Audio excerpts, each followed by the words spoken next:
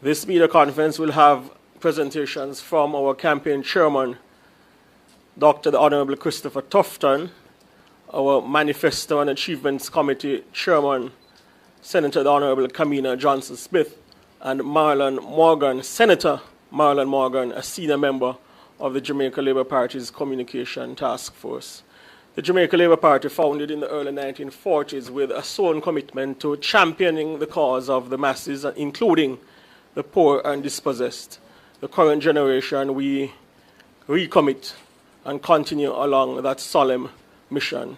Without further delay, I invite the campaign chairman, Dr. Christopher Tufton, who is to my right, to make his opening comments.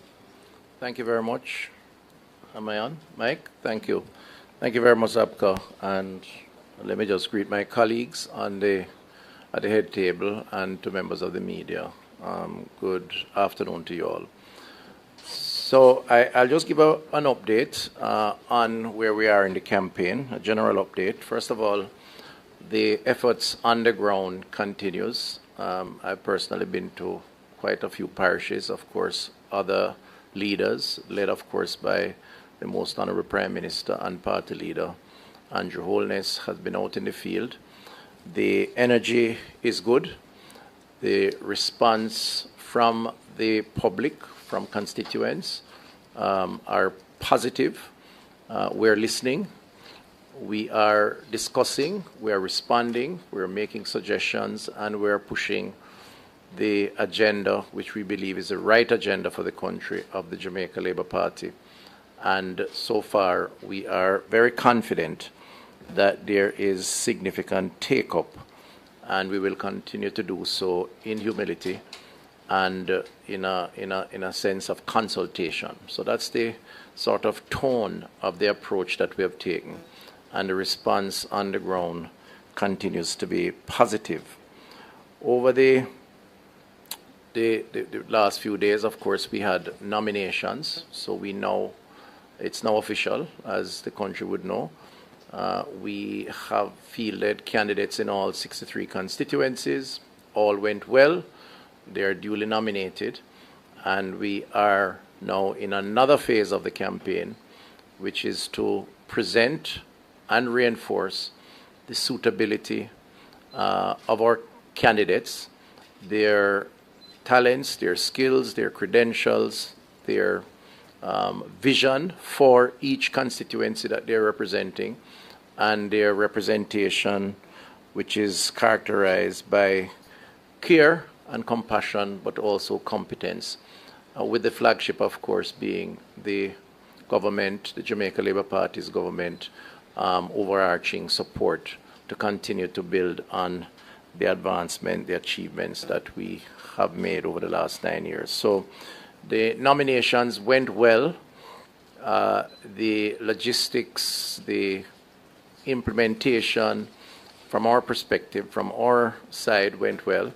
We had record numbers out in the field in different constituencies, and the energy level for us is right where it ought to be at this point in time, monitoring the activities of the campaign so far. So we're comfortable, and we're confident that we are moving in a good direction leading up to September 3rd, when the Jamaican people will decide. Our next meeting will be mass meeting, that is. We have several meetings each day across the country. Our next major meeting will be in Sam Sharpe Square this Sunday at 5 p.m. in the evening, of course, when a slate of our candidates, not all, but certainly the Western candidates, will be on display, will present themselves, and some will speak, and we will continue to advance the message of the Labour Party, highlighting our achievements, but will pivot somewhat to the future and how we see the future in providing leadership, and that I will allow my colleague and chairman of the Manifesto Committee to comment more on momentarily. So we anticipate a good day on Sunday, as we did in Halfway Tree. We will focus on Western Jamaica, not all island as we did in Halfway Tree. And there'll be a range of speakers, of course, headlined by the party leader and the Prime Minister, the Most Honorable Dr. Andrew Holness. So we invite the public to tune in on various platforms, including social media, but also mainstream media, for that event. And if you can be present, please come on out. We have demonstrated that we can have a good meeting, we can have a safe meeting, and also both in substance, style, and presentation, it is a good experience. And therefore, we invite all and sundry to be a part of Sam Sharpe Square if you are able to come this Sunday. Otherwise, please tune in, because there's a lot that will be in store, as I said, as we pivot to the next phase of the campaign going forward towards September 3rd.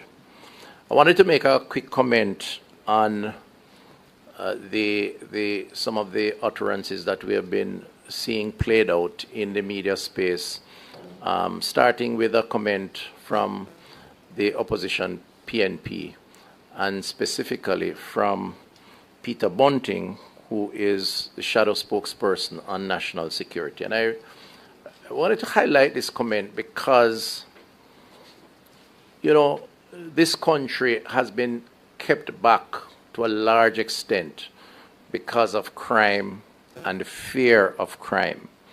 And I think it's important, particularly in this current dispensation, when Jamaicans are being asked to decide who is the best party, political organization to carry this country forward, to appreciate the difference between the PNP and the Jamaica Labour Party. And I think Peter Bunting has offered an opportunity for the country to zero in on what this difference means for them, for their families, for their communities, for their freedom of movement, for their businesses, for their own safety and security within their space, which, as we know, has been a major debilitating factor in our country. Mr. Bunting, at his party's Manifesto launch, and as reported in the media, speaks to this difference between the PNP and the JLP from a crime-fighting standpoint, describing, and I'm quoting here, the JLP having a warrior mentality among the security forces, while the PNP promotes a guardian mentality. You know, on the face of it, I really gave it an earnest effort to try to understand what he means by that, and had a difficulty coming to terms with that interpretation based on his own track record as a former Minister of National Security, and certainly the track record of the PNP in terms of fighting crime, when juxtaposed or compared with what this government, this Jamaica Labour Party government, has done.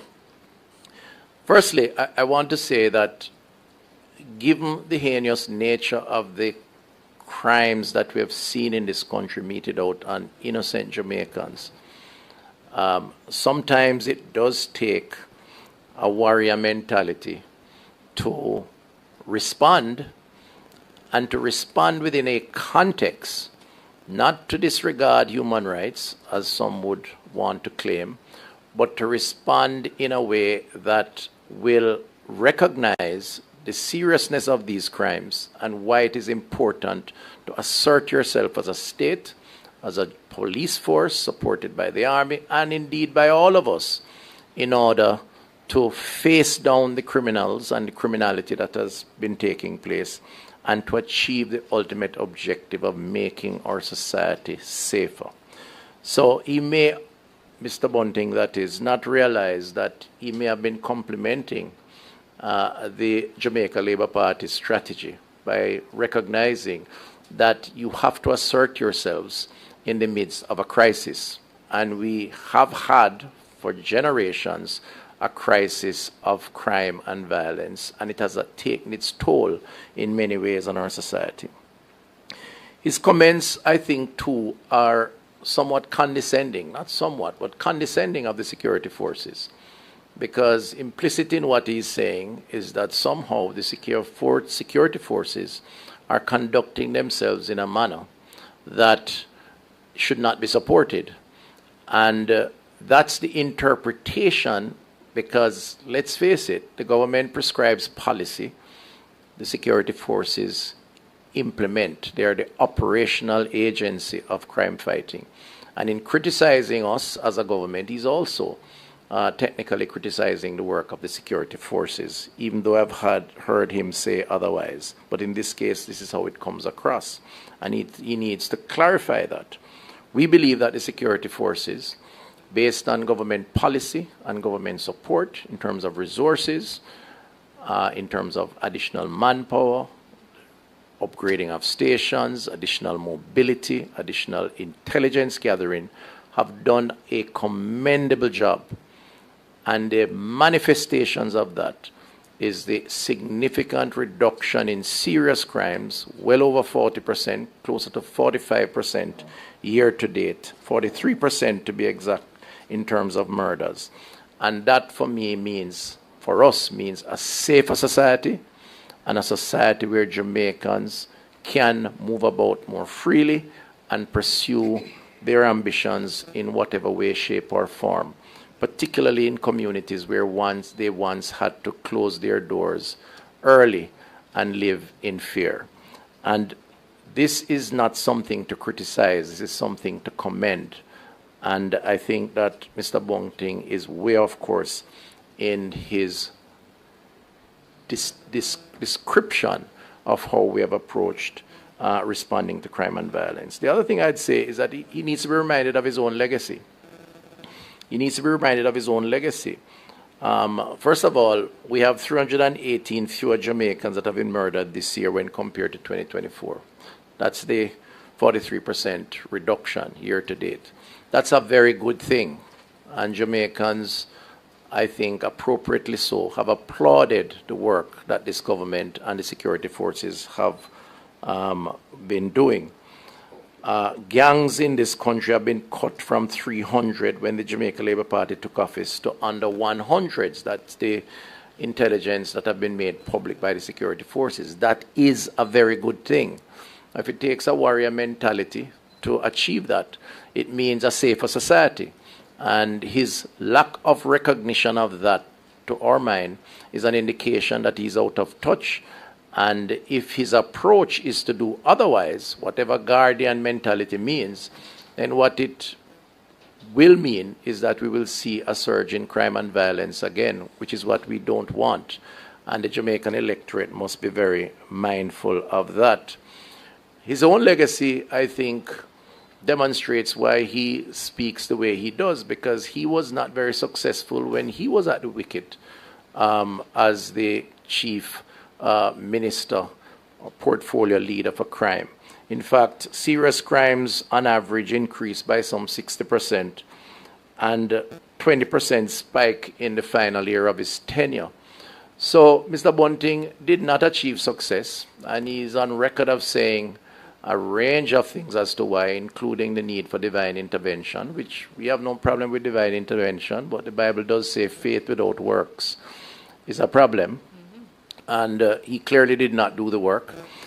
And therefore, we are of the view, simply put, that he neither has the experience or indeed the moral authority to describe the crime-fighting measures that have been pursued by this government and this Jamaica Constabulary Force in a disparaging or indeed disrespectful way.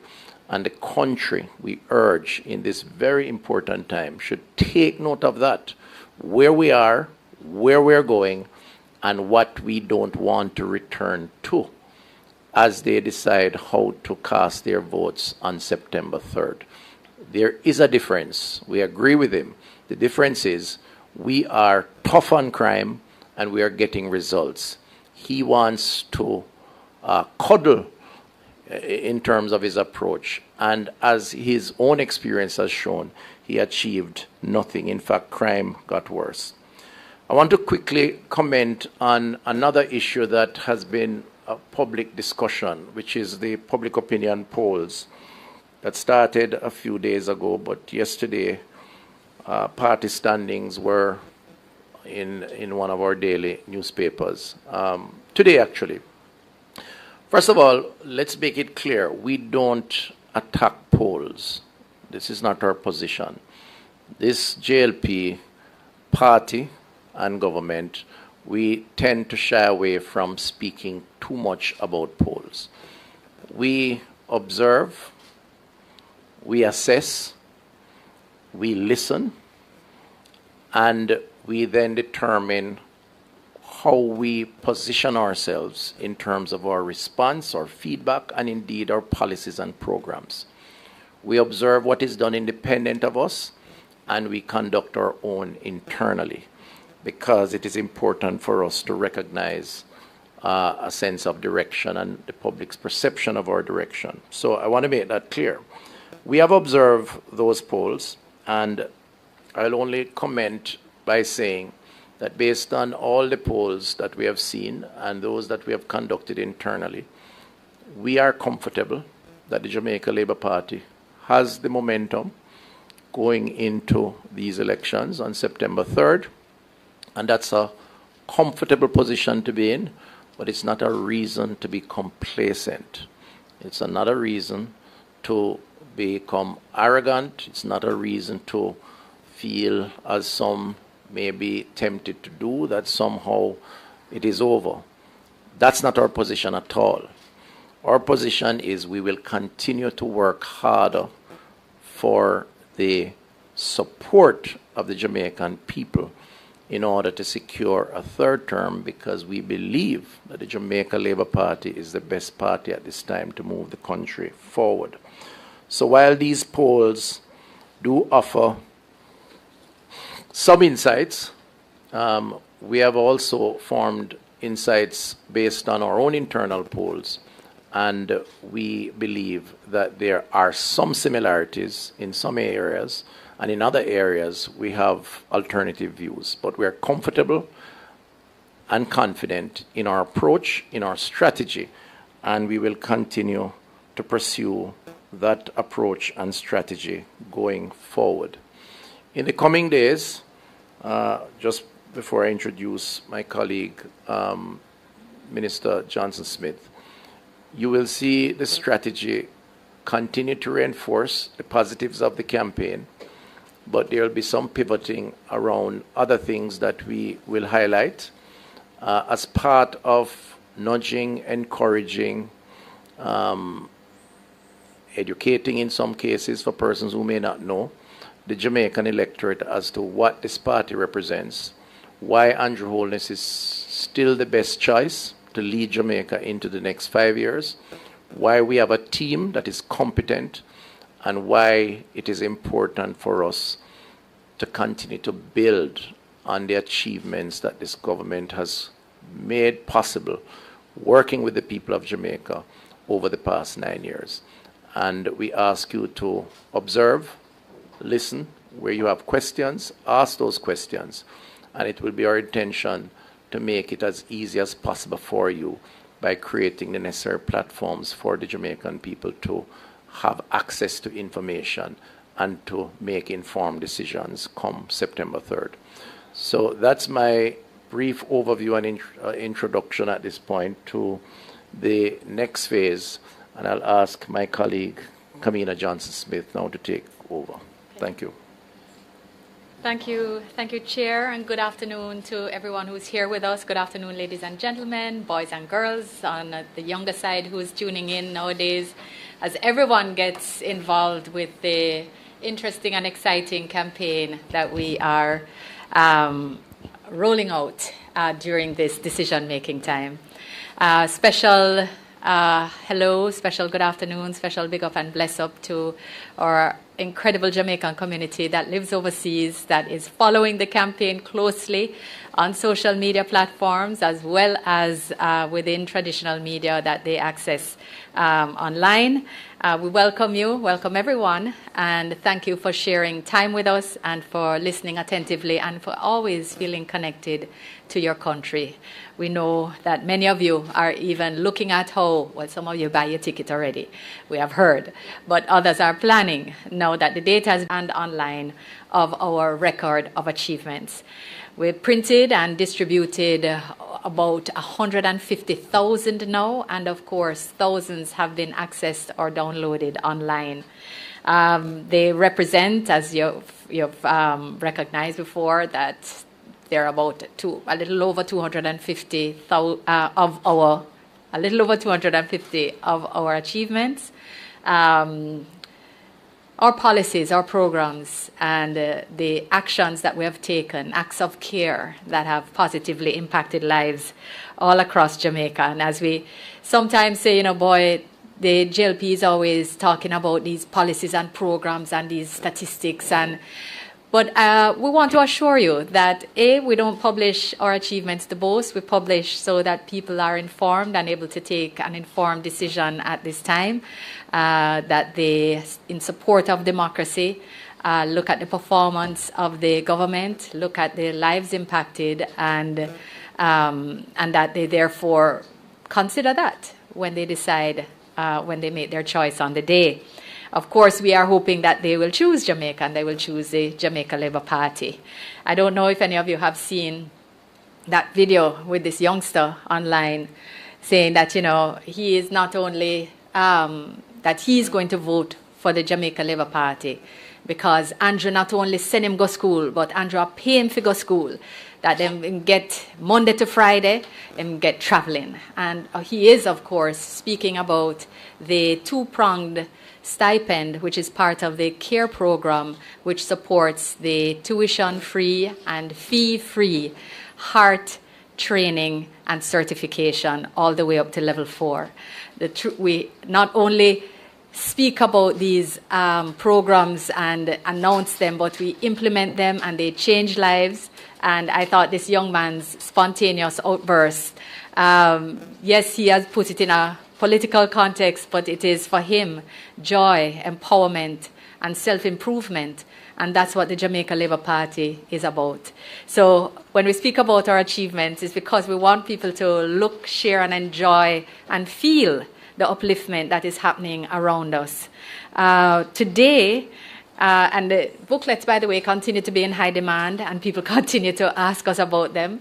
They also ask us about things which are not in the booklet and ask why certain things weren't in the booklet. They also have said that they would love to learn more about the booklet or learn more about the achievements that we have undertaken during our period in government or term of office. And today we therefore thought that we would take you to the next chapter of our achievement story. Here now is our ministry highlights document at the website, which we're about to share with you in some ways. But I also wanted to tell you a few things about the document. I'm not sure, guys, if you're going to bring up the document for me online. Thank you. We not only just remind you of what we said in 2016 we would focus on in our manifesto. If you go to 2020, 2016, we started to work for you. We entered office. And in 2020, we said that we were going to focus on certain things as we created a stronger future. I'm going to direct your attention to the screen so that we can have a look at the e-booklet, which is on. Because we not only share more, and we've divided by ministry, so you can find things that you're looking for by ministry. This, again, was a very difficult process. But Ministry of Economic Growth and Job Creation shares elements with you more about the largest road, highway development, and port infrastructure expansion across the nation, about the work that has been done in expanding national water access, the social water program, what we've been doing in climate action. I've heard people say, environment is not just about building trees. It's not about just building trees. And we have certainly done more, so we say some more about that. It speaks about how we've empowered MSMEs, how we're transforming urban centers, and advancing the digital economy. It speaks about our systematic land titling program, and we're going to say more about that, of course, in just a couple of days. And it also, of course, goes into the Office of the Prime Minister. You know that housing is there, green energy is there, more urban renewal and public sector digitization. There's so much in here. And on the cultural side and the creative industry side, as you flip through, there are so many things which you may have either forgotten or not recognized. Another work for us to go through. But we not only speak about the work that has been done in sports and development of grassroots youth sports development, but about the well-being for creatives. It's about how we've embarked on the entertainment zone creation, the decibel zones, environmental impact zone assessments, all of the preparatory work that is going to help us move into the next chapter of harnessing our creative economy. It's about how it is that we have moved forward in the political cooperation of women and their empowerment. It's about the fact that we have not only exonerated our national heroes who had criminal charges against them and our other freedom fighters, as we needed to do that in order to fully and successfully complete our lobby for the exoneration of Marcus Garvey overseas. People forget that we exonerated our freedom fighters right here, including Chief Taki. We have also had a revival and renewal of national knowledge and celebration of Jamaican culture. We have provided additional support for coral garden survivors and economic support, economic empowerment programs for cultural and religious communities such as the Ethiopian Orthodox Church, such as the Maroons in the various communities, including Akompong. We have a lot of information to share. This is our next chapter of our achievements, the next chapter of our achievement story. And we invite you to share, have a look. Many people want to think of the Jamaica Labour Party's achievements in a particular box, but it is so rich and wide and life-impacting that we really did not think it would be too much at this stage to share more because people have been asking us for more. This document is not going to be printed, however, in the same way. It is available online, and we want to remind that, like our Record of Achievements digital book, it has all the accessibility features, whether you are actually blind and therefore need an audio component, or you're colorblind and therefore need an adjustment of the colors. All of that happens automatically once you click on the accessibility feature that allows you to then have the adjustments. If you are dyslexic and your reading is therefore has a different type of challenge, you can click on the dyslexia button and it will ensure that the books present themselves in a way that where the words present themselves in an easy format for you to read, digest, and enjoy. So we are very much focused on not only putting a document in the public space, but making it accessible to everyone, whether you have cognitive and learning challenges, whether you have ADHD, whether you have dyslexia or low vision. There's the ability to engage with this document and to understand more about what the Jamaica Labour Party means when we say that we choose Jamaica and that we invite you on the basis of our performance, on the basis of our real and committed actions in Jamaica to choose the Jamaica Labour Party. So again, we are speaking about this document. It is on our website, and I did say that today we're making live JamaicaLabourParty.com once more. And there's another feature that I want to share with you, another new and innovative feature. If our team can just bring up the screen once more, I want to take you to our interactive map. And this is, again, another way in which we want to show you that we're holding ourselves accountable for the work that we said we would do for you, and we're taking you to this map. So what we've done is ensured that the infrastructure work, which is many and varied, is highlighted a bit. So I want you to maybe check on St. Mary, any other parishes that you want. Come to St. Anne, you'll get the options there to check on how many police stations. As you see, they're up already. So Wattown Police Station was repaired, Bamboo Police Station, Brownstown, Cave Valley, Alexandria. Look how many police stations and lockups have been repaired or renovated in St. Anne. If you want to take me to another area, how about the health centers? Don't come out of St. Anne yet. Oh, you can go, or you can, but let's just look. Health centers, Claremont Center of Excellence, Steartown Community Health Center, Monique Community Health Center, Brownstown, Alexandria. So we have many, can just take us to, we have the fire stations that are in different, Brownstown, St. Anne's Bay, Ocho Rios. We also have our vulnerable people section, because if you have we have done indigent housing projects, and we've also done more drop-ins and night shelters in different parishes across Jamaica than ever before. So you see there's a new one in St. Anne. Maybe you could take us to Major Road and Works, because there's quite a bit there as well. Yeah, thank you. So here it's going to take you through all of the works, not only parochial roads, but major works, which are listed there. So again, we've done this for every parish. So every parish allows you to go in and navigate, see if your community is there. And again, we encourage our members of the diaspora, Jamaican communities overseas, who I know you like to see whether your community is represented in the work that's being done here. Go online and see what's happening in the parish of your birth or the parish in which you grew up. If you could come out of this screen and just go back to the map, the wider map itself, just to share. Scroll down for me. Scroll down. Thank you. That because of the sheer volume of information, the school's infrastructure projects couldn't be inserted. But if you click on the school's infrastructure projects, you are going to see all of the programs that have taken place, again, sorted by parish.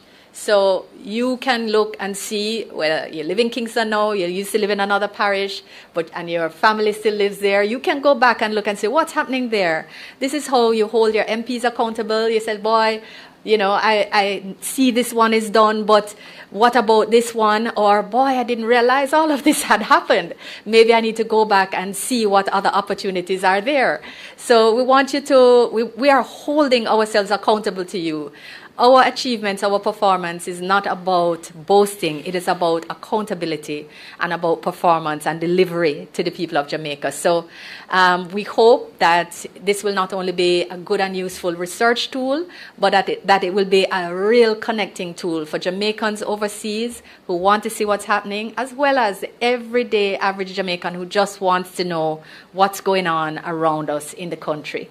If you can just check back to go to the wider screen again once more for me. Back to the home page. Yeah, and just scroll down a little. So of course, all our candidates are here by parish as well. We want you to meet them. We want to see the wonderful faces of the Jamaica Labour Party. Easily searched again. Yeah, you can jump to St. James, where we'll be shortly. St. Mary, right? So we have our candidates and their locations. And again, this is really just a part of the getting to know you and more of the information that we're providing. But if you can just scroll down for me beyond our candidates, we have our good news chart. We love our good news chart because we think that it is a really good way to look at the movement in Jamaica. So what we have done is look at where we took office, March 2016. June 2023, I believe there was another turning point in terms of decision-making there. And in June 2025, we also updated the statistics that, some major statistics that have taken place under the Jamaica Labour Party. So again, we can just scroll down so they have just a brief look at. But even things like the income tax threshold having moved from 592,800 to 1.5, we also moved it to 1.8 now, and it will continue to move. Poverty prevalence, 21.2% and then down to 11 in 23, and now to the historic. 11 was historic, 8.2 is even more so. It's looked at the movement of the minimum wage, NIS pension or NIR, and of course the debt to GDP. Information, which is helpful to students as well as the general population, and again, importantly, facts. Facts that people can use when they are considering decision making. So these are the main updates that we wanted to share with you, the main features of our website. We hope you will enjoy them. We are going to add some more in short order, and of course what we'll add is relevant to my next point of interest, because of course you recognize that our campaign has been focused on the fact that we've been doing more for you. And what you certainly have been hearing across the piece is that we are committed to doing more. We know that we have not reached every family, we've not reached every community, we have not moved every lever of economic growth that we know can be moved, but we are committed to doing so, and we are committed to getting there. We've also said, of course, that we're really pleased that so many people are excited to see what's in our manifesto. We've heard people asking questions, and we've heard people saying we want to see what's in the JLP manifesto, and we think that's great. And we're responding to that, of course, by ensuring that we meet our commitment of having said to you that we will be sharing our manifesto in a new, creative way, and that we will make sure that we engage as deeply and widely with the Jamaican people as possible on the issue. And it is for this reason that I Choose Jamaica, the next chapter, will be launched for the first time out of Kingston. No manifesto has ever been launched outside of Kingston, nor has one ever been launched at a mass rally, and it will be launched at Sam Sharpe Square at our mass rally on Sunday, the 24th at 4 p.m. So we really want to encourage you to come out. We want to see you there. We think we'll have an exciting presentation for you. We want to invite you also, of course, to tune in to the social debates which take place the night before, at which you'll have the opportunity to undoubtedly get a preview of some of the contents of the manifesto that, of course, will be relevant to the debate. So again, I Choose Jamaica, the next chapter.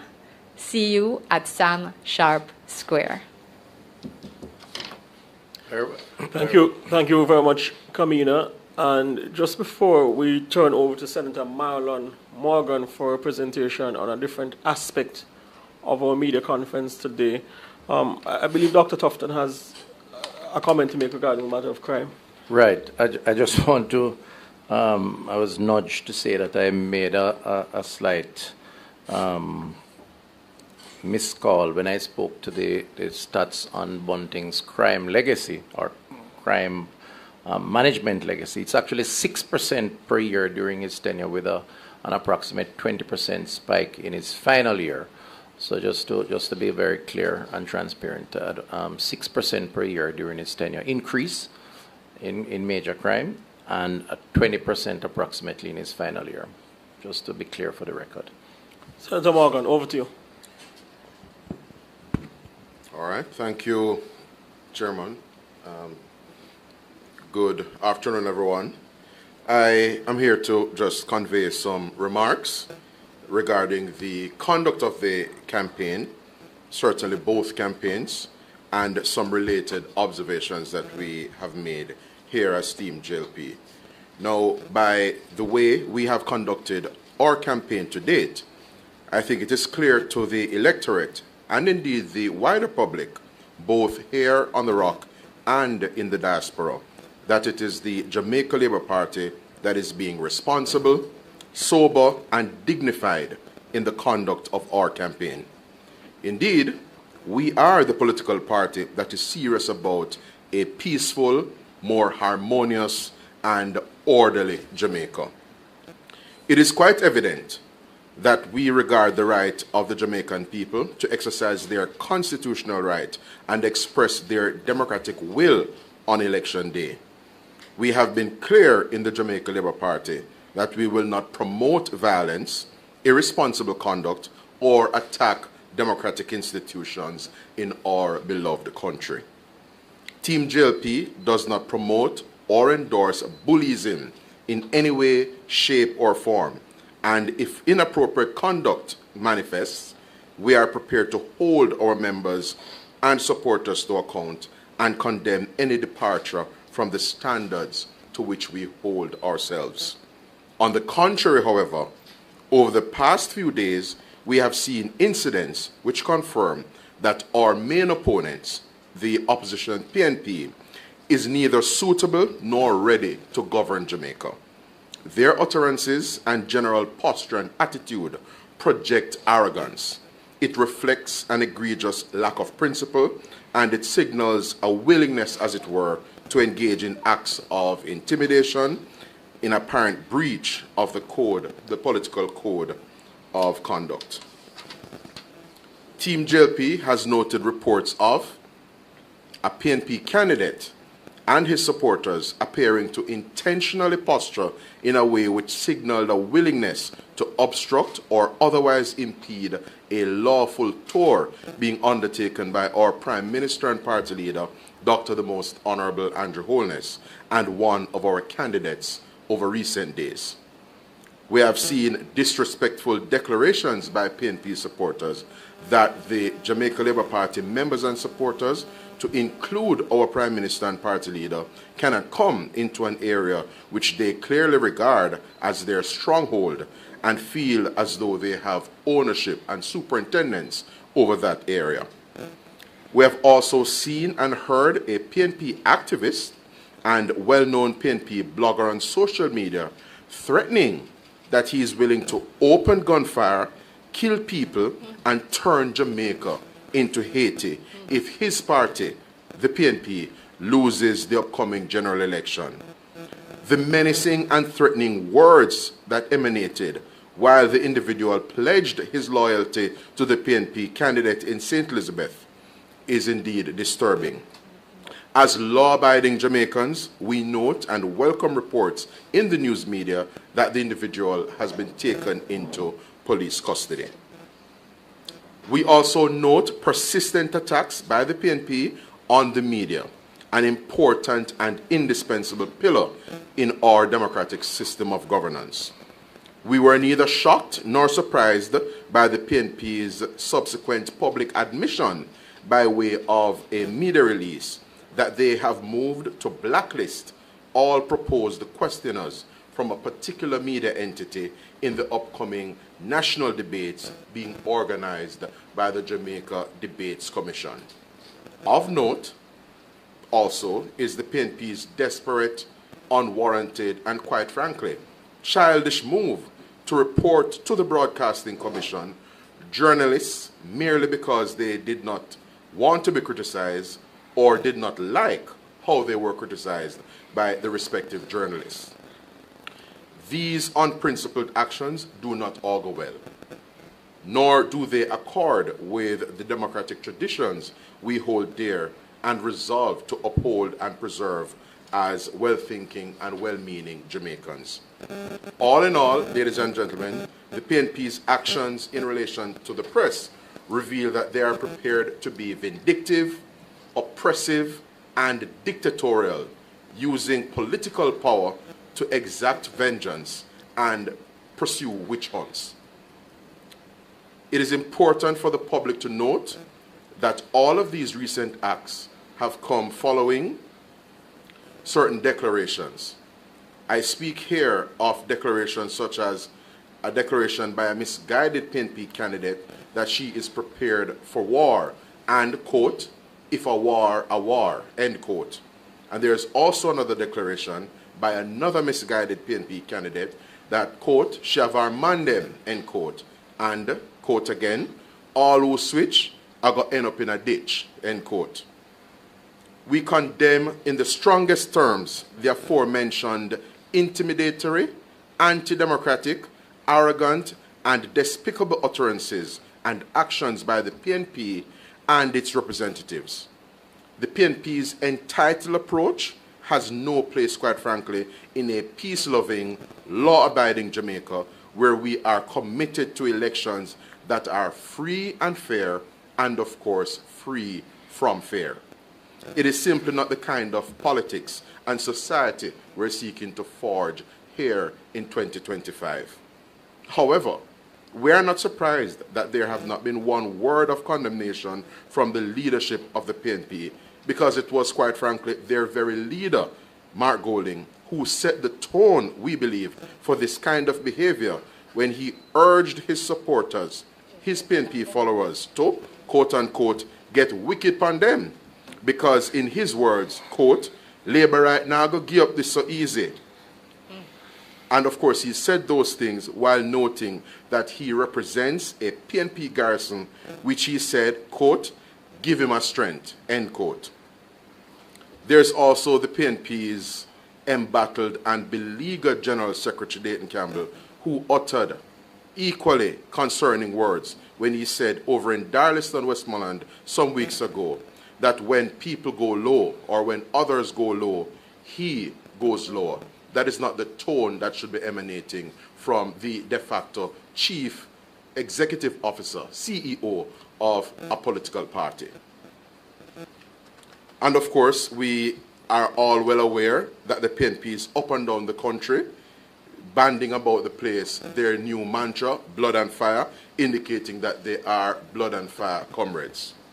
Ladies and gentlemen, it is clear that Mark Golding and his supporters, by virtue of their recent and past conduct and utterances, yes, have been reiterating and underscoring for the people of Jamaica that they are simply not suitable, they are not ready, and they are indeed not prepared to lead this beloved and great country of ours.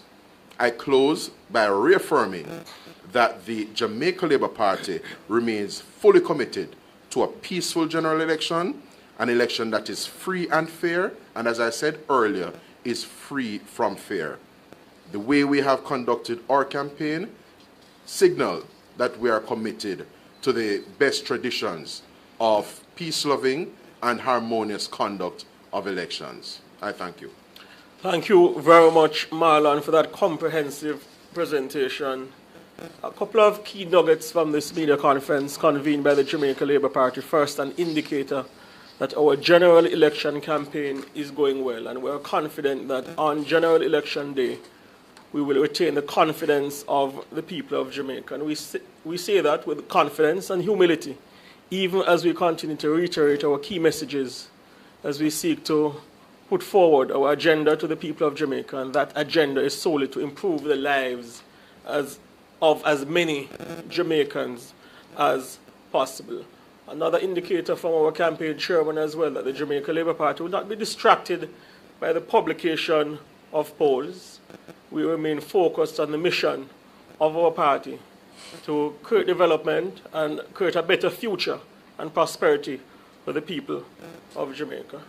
I recall as well, when I was 18 years old in 2007, the Don Anderson poll was published on the eve of the general election, showed the PNP ahead by 4 points. Just a few days before the election in 2016, a similar indicator from Don Anderson.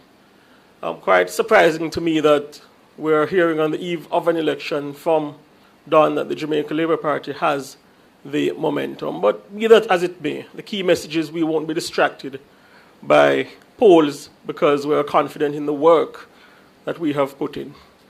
Another key nugget from the media conference, as Marlon likes to say, is that the Jamaica Labour Party's website, our brand new website, has been launched.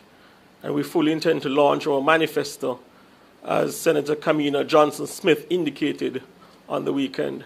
I want to say a special word of commendation as well to Senator Johnson-Smith, who has put in the long hours and her team, long hours in making sure that the document pertaining to our achievements, the ministry achievements and the manifesto, have become a reality. Quite comprehensive compilation that took a lot of work.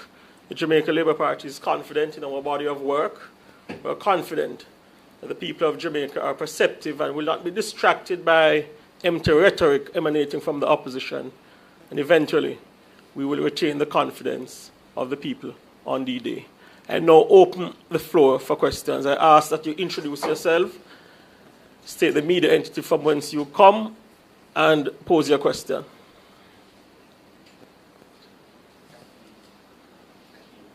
CVM TV. That's Akeem. All right, CVM TV. You mentioned that the manifesto will be launched on August 24 at the mass rally at Sam Sharpe Square. To what extent do you see the manifesto changing the way voters will respond on election day? Well, I wouldn't want to speculate, but having had a great deal of interest paid to our achievements and having taken the time to make sure that we're sharing and engaging people so that now they're excited about the manifesto as well. We feel confident that we have a robust document and an exciting set of plans to put to the people of Jamaica for them to now consider the next chapter of our I Choose Jamaica story, and that they will therefore have the best opportunity to engage, to be informed, to think about, especially those persons who haven't decided yet if they're going to vote, or if they're going to vote, who they're going to vote for. We want to give them as much information as possible so that they take the best information as possible. And our manifesto is being launched widely in this way, being taken to the people in this way, and in this innovative way, because we know young people, they like things to be a little different. They like a little buzz. They like a little difference in how things are approached. And so we're making sure to engage them in that way. And it's therefore hoped that they will take a decision in our favor. Can I just comment on that? I want to support Minister Johnson-Smith's comments, but just to add that the achievements document that we prepared and presented to the populace, which has been in high demand up to this point, and has gotten very positive reviews, really, we hope, would have positioned in the minds of the electorate the fact that this government, over the last 9+ years, has performed and has delivered for the people of Jamaica. The lowest crime, the lowest reduction in crime, the highest reduction in crime in a single year, lowest poverty, lowest unemployment, and I could go on and on. We want to appeal to the electorate to consider the fact that if we have delivered over the last 9 years in their interests and for their best benefits, then we would like them to consider, as they read or review our manifesto, to build on that trust and give us a mandate to continue over the next 5. This is important as part of our case, that we are not just talk as others are, we also deliver, and we work hard to deliver. The Prime Minister, the team works hard to deliver, and there's evidence to show and to prove that we have delivered. We are therefore saying, give us an opportunity to continue delivering. And that's the pivot that's going to be important, that we hope to encourage and stimulate the minds of the Jamaican electorate to make that shift from the achievement to what we intend to do over the next 5 years. Another question from Dwayne Anderson from TVG News. Dwayne. Good afternoon. Thank you so much. The first question actually is for you, Abka. Hopefully you can take this on. As an award-winning journalist yourself, what do you make of the recent developments involving the journalists and the political parties, and what concern you may have for this on Jamaica's perception as relates to freedom of press index?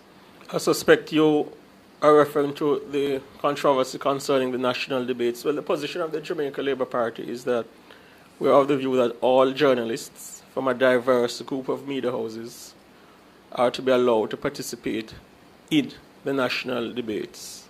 What transpired, and I refer to it because it's a matter of public record, the opposition put out a statement where they indicated that they objected to journalists from a particular media house participating in the national debates. And the Jamaica Labour Party's position was, though our substantive stance is that all journalists are to be allowed to participate, if the PNP is objecting, we reserved our right to make a similar assessment based on the poll which was submitted.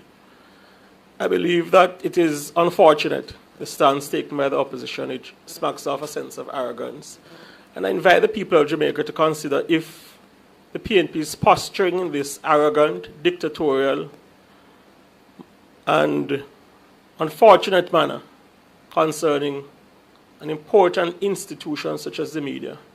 Can you imagine what they'd be like if they were given the opportunity to govern Jamaica again? I invite the people of Jamaica to assess the posture of the opposition, because it doesn't augur well for our democracy. It doesn't augur well for press freedom. And I quite frankly believe they should back off their criticism and their attacks on the media. This business of you don't like the criticism proffered of you or proffered of an elder statesman of your party. So therefore you make a complaint to the Broadcasting Commission. Jamaica is not used to that sort of posturing from political parties in 2025. I believe it's full time the PNP take a step back, and again, as I said, back off and leave the media alone to do what they do best in the interest of the people of Jamaica. Thank you so much. I'm not sure if any of my other colleagues have any questions, or I could just ask the please three that I have proceed. list. All right, let me just ask these three, then I pass the mic on. The PNP indicated that they are about to launch their the second phase of their manifesto, but it's only after yours. Any concern that based on what you produce, they may try to one-up you? You could take this, Minister Johnson Smith or Dr. Tufton. Do you know, I thought that those were just rumors, because I didn't think that there could be such a barefaced admission of the failure of their manifesto as would be indicated by their intention to publish a supplemental manifesto. When we criticized the manifesto, the leader of that party said that it was, the work of months of meetings with their spokespersons and their shadow cabinet and advisors, that it was, a highly developed policies and plans, well thought out programs. Around the defense, which I was actually a little surprised at, because I thought that he would have actually been disappointed in it. But what's clear is that the leadership of the party, now having reviewed its contents, have realized that it is a failed manifesto. It deserved an F+, and they are now trying to rally back. I don't know if they plan to try to review ours and then see what else comes, but I think the mere fact, I've never heard of a manifesto being done in two phases. We've always launched our manifesto after nomination day. If you look and check the dates, you'll see that we launch our manifestos after nomination day. And we have been committed to ensuring that there's information that fills the space in any event in the time leading up to it. So we weren't disturbed that because they didn't have an action to answer our achievements, that they brought theirs forward and clearly botched their job. But I think that they should be called out for this supplemental manifesto, and people should say, you've put things forward, and is this the kind of slapdash policy making, the slapdash approach to planning and governing that you would undertake if you became government? You can't figure it out and try to take the time to get it right the first time.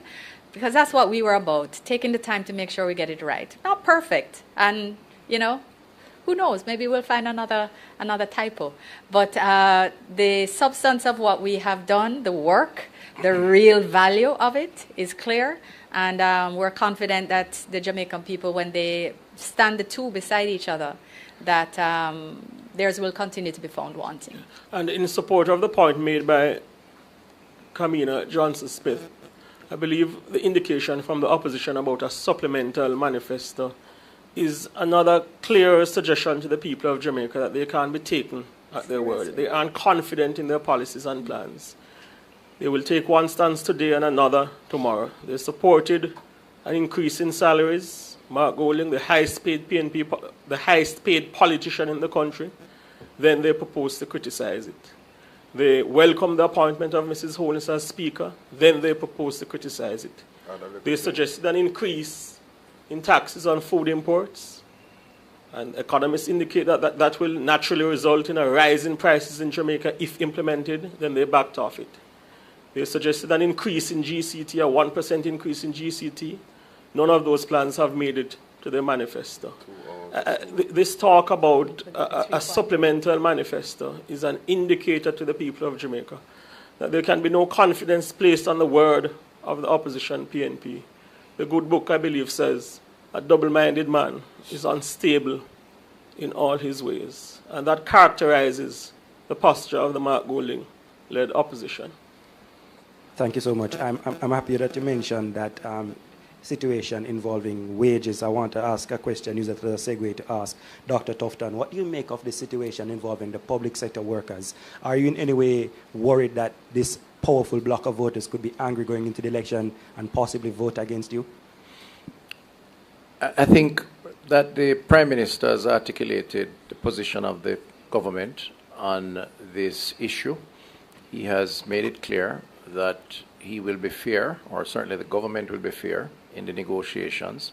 So it's a work in progress, and I would only add to that beyond what he has said, which is quite clear, that in this process of discussions and negotiations, that principle, once applied, and it will be based on the Prime Minister's directives, will mean a reasonable offer, and we should allow that process to take its course. You can't negotiate via media, or I think it really starts with a conversation.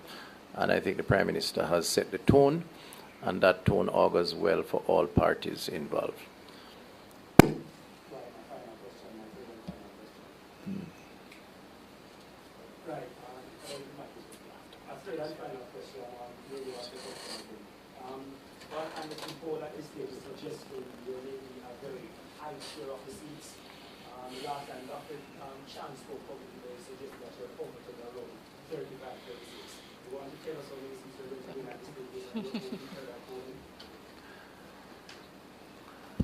My job is not to telecast seat counts, but rather to provide strategic guidance as a member of a team of very competent individuals, some here at the table, others not in the field, including the General Secretary and, of course, led by the party leader. We are confident in our approach. We are confident in our strategy. We are confident in our candidates and our policies. And our program is building out to September 3rd, when the people will have a choice to decide. And we are confident in victory. I'm not going to give you numbers. I'm not in that business as of now. And if I did, I probably wouldn't say it to you. I have been consistent in saying that all 63 candidates that we have fielded are competent, are qualified, and can provide leadership and are attractive candidates. And our job is to give all of them an equal opportunity to be successful, because we believe that the Labour Party is the best party to carry the country forward. And that's as much as I'm prepared to say. I did say before you came in that we don't criticize polls. We watch, listen, observe, assess. We conduct our own assessment internally, which we have. You've heard comments on that. And we pursue our path that we think is the best path to inform the public and to request humbly their support for the next term. And we have been doing that. I think it has been very steady. And the momentum that was reflected in this particular poll is similar to what we have been assessing and observing in our own internal polls, and that we believe augurs well for the future and for September 3rd in particular. Okay, our final question is from Abigail Bartley from Nationwide News. Good afternoon, everyone. I have 3 questions, 2 for Dr. Tufton and 1 for Minister Johnson Smith. I will go with Minister Johnson Smith first. Can you say more about what informed the decision to launch the manifesto as a mass rally? Sure. We had said before that we wanted to make sure that in the same innovative way that we launched our achievements, bringing it to the people, not a closed-door room with, men in gray suits and that, are limited into hotel access, but one which widely engaged with people who might not normally engage with the political process and beyond. taking it out of Kingston was also very important to us, because you always hear in rural Jamaica that Kingston is not Jamaica. There's always an interest in us making sure that policies go beyond the urban. We must not only speak about it, but we must do it and demonstrate our commitment to doing more differently and in this way. Launching at a mass rally, and not only a mass rally, but launching in Sam Sharpe Square, the historic Sam Sharpe Square, the heart of Montego Bay, our second city. We think that it's a sign of respect and regard for the rest of Jamaica outside of Kingston, as well as, of course, to the citizens of St. James, who have wide representation within the Jamaica Labour Party at this point in time. They have been a part of the support of our landslide victory in 2020, and we hope that they will remain engaged with us as we proceed into this next stage of decision making. Thank you very much, Minister. And to Dr. Tufton, on the matter of crime, do you get the sense that the Jamaican people support the warrior approach to crime fighting that Peter Bunting accuses the JLP of pursuing? And why do you think the Guardian approach advocated by Bunting is misguided? Well, first of all, I'm not going to attempt to interpret Peter Bunting's designations, except that he is attempting to make a distinction in his own interests and his own political advantage around something that is directly contradictory to the data and the facts. And that's where I have drawn the line, and that's the basis on which we've made this comment. He is attempting to draw a distinction between a government and a political organization, the Jamaica Labour Party, that have invested more than any other government in police officers, 6,000 additional, in police station upgrades, in mobility, in technology, in collaboration, both local and international partners, and in doing so, in the interest of the Jamaican people, have been able to bring crime down over a one-year period, more than any other government, by 40+% in terms of murders.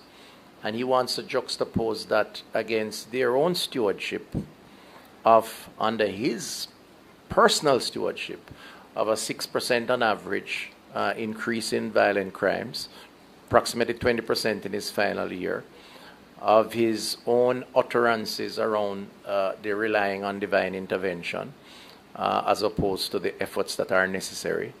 And clearly, what it equates to is, on one hand, PNP crime plan that has not worked, and a JLP crime plan that has manifestedly worked. Now, there's no comparison there.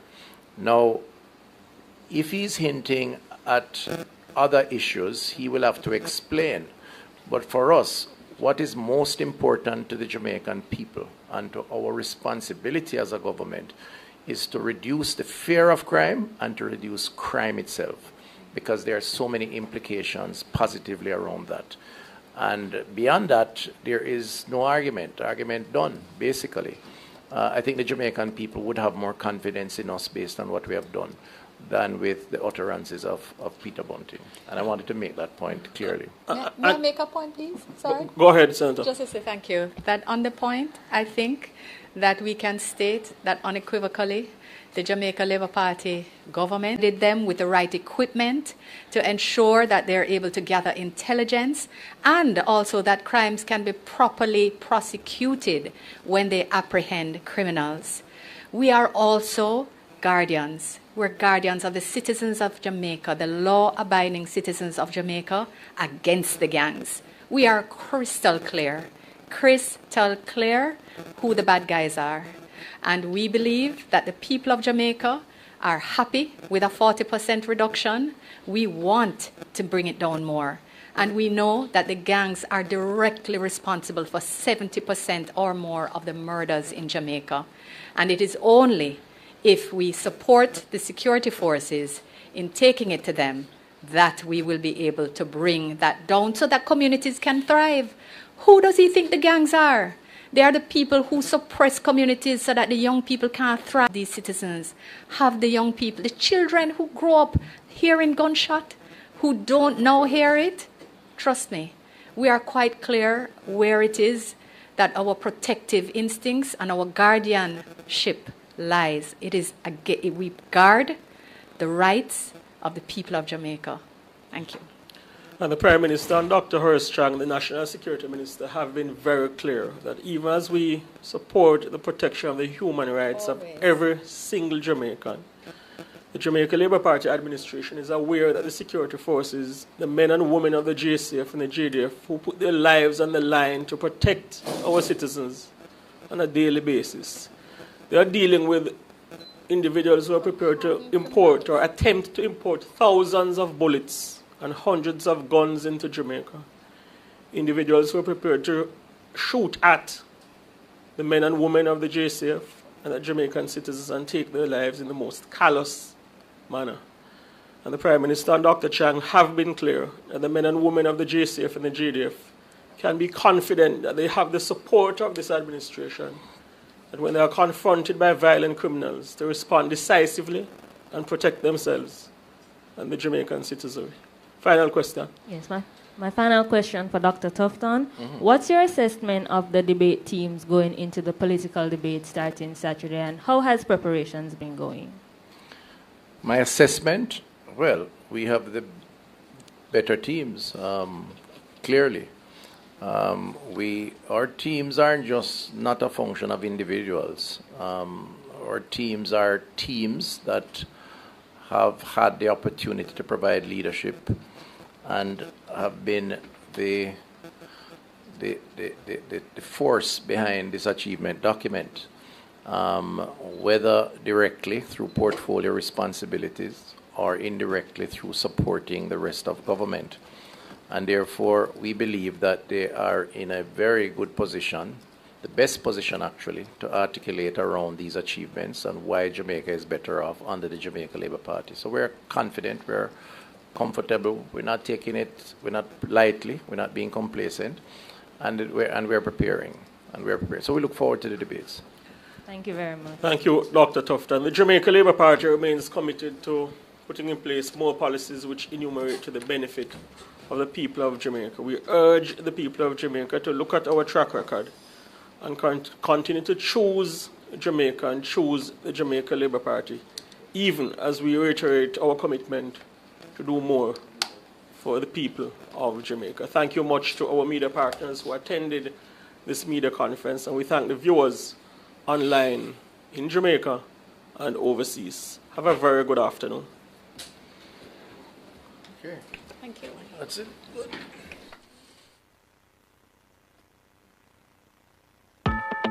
Choose Jamaica. Choose Jamaica. We're on a mission to lift up our communities. Jamaica Labour Party building shared prosperity. No, we never said that it would happen overnight. Still, we laid the foundation to make the future right. We pledge our hearts to